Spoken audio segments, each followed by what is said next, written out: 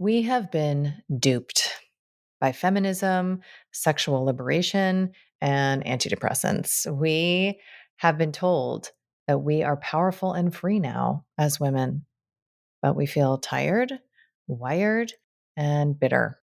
We're mostly eating right, exercising and meditating, wrangling to do lists, and arranging playdates. And yet there's a haunting hollowness beneath the huge complaints. What if I told you that there is a huge storehouse, a reservoir of energy inside of you that has not been tapped, that you could feel light and pulsing, excited and alive in ways that a wellness lifestyle cannot deliver, that you could trust yourself, that the world could feel safe, and that unexpected and expected delights could start to illuminate your path. No coach, therapist, doctor, or guru required.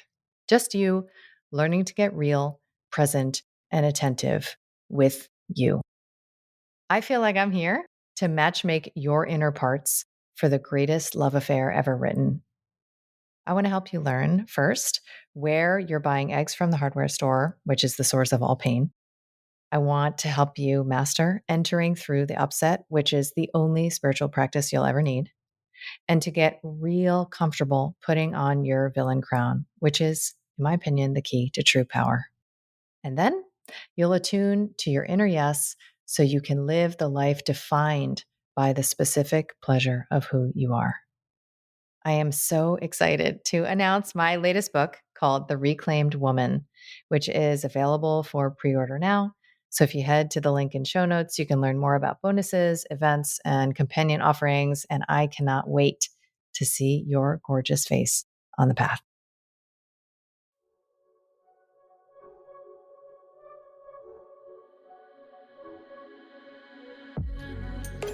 I'm Dr. Kelly Brogan.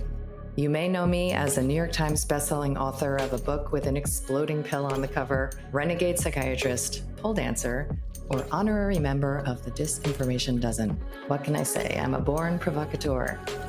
I've spent most of my recent life exposing deceptions, connecting dots, and discovering the secret places my inner victim is still waiting to be liberated. And now I feel called to help you reclaim all of your parts, your health, your sexuality, your power, and your expression, so that you can finally truly own yourself. I want to ignite in you that inner knowing and the pulsing vitality that lives beneath your disempowerment, disconnection, and resentment, so that you can audaciously, courageously, and playfully alchemize your struggle into the specific pleasure of who you are. This is Reclamation Radio, a Soulfire production. Welcome to Reclamation Radio. I'm Kelly Brogan, and this is a short meditation that is related to the two-part series that I recently recorded on feminism and ending the war with men. This is a meditation on disappointment, and it is inspired by internal family systems work and parts work. So I'll talk you through this and, of course, create the right container for yourself to begin to explore this, meaning you're going to have about, I would say, 5 or so minutes and quiet, privacy, socks on, the right temperature, the water you need, all the things that are going to allow you to begin to open to this exploration. Okay. So I want you to focus on an experience of disappointment in a man. It could be recent, it could be remote. And let's have this experience be like a 3 out of 10 on the disappointment scale. So not something hugely destabilizing, but something significant enough that you feel it. You feel it. So when you have that experience of disappointment queued up inside of yourself, identify where it is that you feel that disappointment in your body. Where is it living? Does it have a color? Does it have a shape? How big is it? And are there any sensations associated with that place inside of you holding disappointment in a man?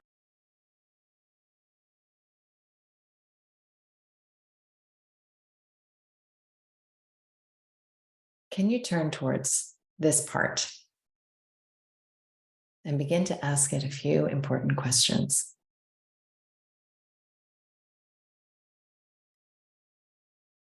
Ask this disappointed part to tell you a little bit about itself.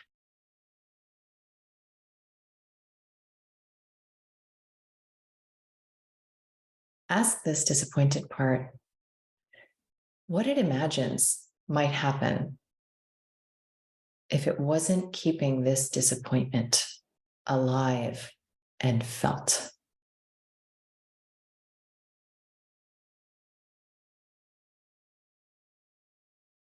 And ask this disappointed part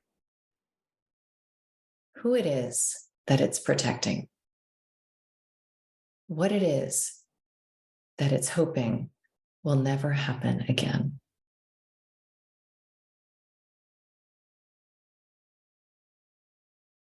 If this disappointed part shares with you who it is that it's protecting, this more vulnerable experience, can you turn towards that even more vulnerable place, that child part? And can you ask that part to tell you her story?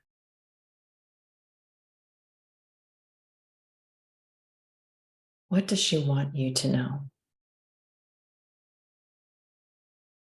What is she worried that you might forget?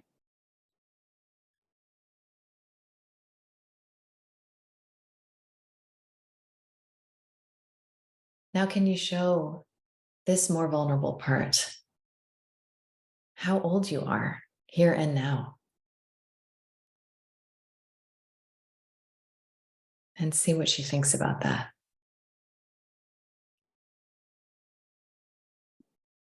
Can you ask this part what she needs?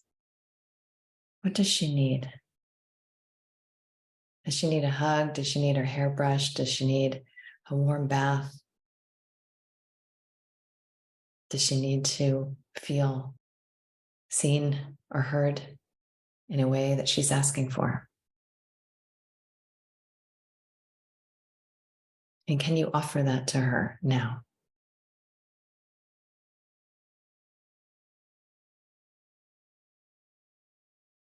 Can you invite her to go somewhere safe that she loves? Maybe a beach or a forest or a garden. And when you're there, can you ask her if there's anything that she wants to let go of, that she's been carrying that isn't hers to carry, that she doesn't want to carry anymore? You might ask her where it lives on her body.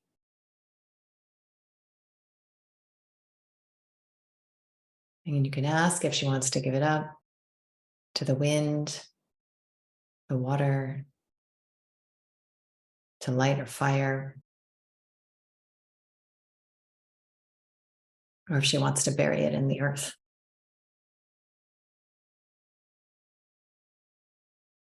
And then you can ask her where it is that she wants to stay now. Does she want to be with you, inside of you somewhere? Does she want to stay in that special safe place?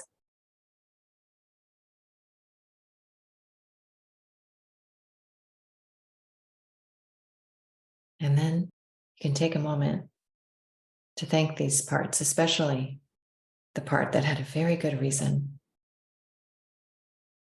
for keeping that disappointment felt and alive, protecting that vulnerable part from pain or abandonment. Thank these beautiful parts of yourself that are always here for you,